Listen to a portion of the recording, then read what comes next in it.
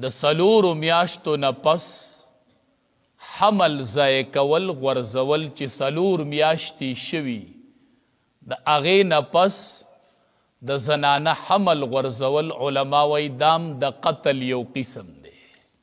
د سلورو میاشتو نه پس دام د قتل قسم دی او د سلورو میاشتو نه په کمه د سخت مجبورۍ نه علاوه حمل ضایع کول دام گناه کبیره ده، خو د مخکنی قسم نه گناه لږه کمه ده. یا داسې دوایانې استعمالول چې مکمل د ولادت او د بچو د پیدایش ماده ختمه کی دام دغه قسم دی. البته علما وایي عارضی طور د یو وقت معین د پاره یا د مور ته تکلیف ته یا دویم ماشوم صحت ته مسله ده. عارضی طور داسې دوایانې استعمالول د یو معین مدت تپاره په قدر د ضرورت علما د دې اجازت ورکوي، شرعاً د دې اجازت شته دی.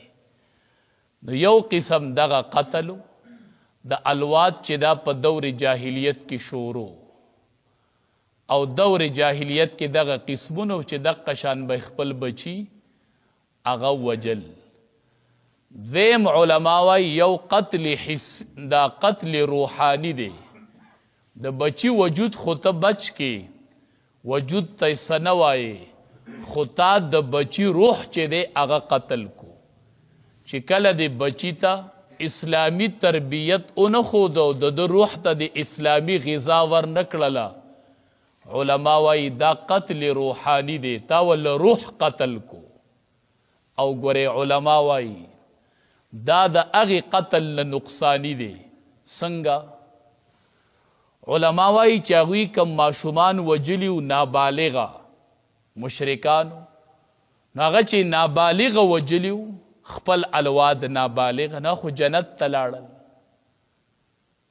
خو چې تا ورله روح هغه ووجو د روح غذا دې ورله ورنه کړله، نو ستا دا بچې چې تا ورله د روح تربیت اونه کو دی به په دې وجه باندې جهنم ته وځي، نو تا خپل بچې جهنم ته ورسو.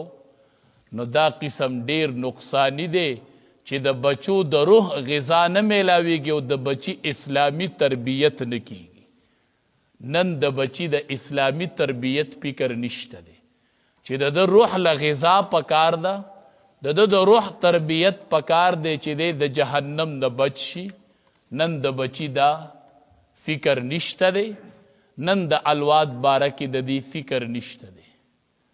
علما وایي چې کلم د سړي الواد پیدا شي، رومبې حق د مور او پلار دا ذمواري جوړیږي چې دله به صحیح نوم انتخاب کوي.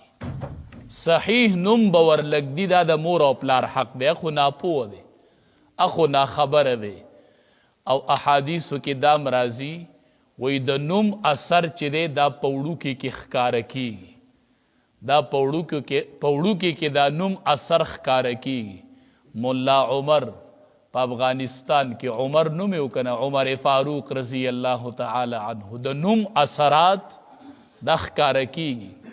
نو دی چې پیدا شي نو مور او پلار چې چرته ډرامو کې نوم لیدلی جدوګن او شاروخان او یو نوم به ورله د ډرامې نه روالي او بچي لایقي دي، نو هغه بیا سبا ډرامې ګوري، نو بیا وایي مولي صاحب وظیفه راکړئ بچی مې ډرامې ګوري. نوم یې څه دی پلان کې؟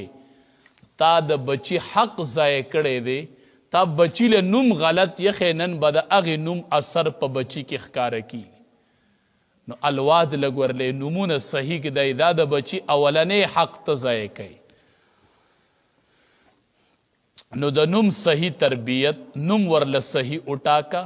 د صحابه کرامو نوم ورله کېده، تبع تابعینو نوم ورله کېده، ائمه اربعو نوم ورله کېده. اثرات په پکې ښکاره شي که نوم دې ورله صحیح کېښود.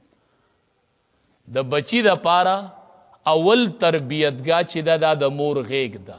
ای د بچی مورې ستا غیږ ستا د بچی اوله مدرسه ده، ته ولې د بچی پرورش غلط کوې؟ مورې زما ستا نه ګیله ده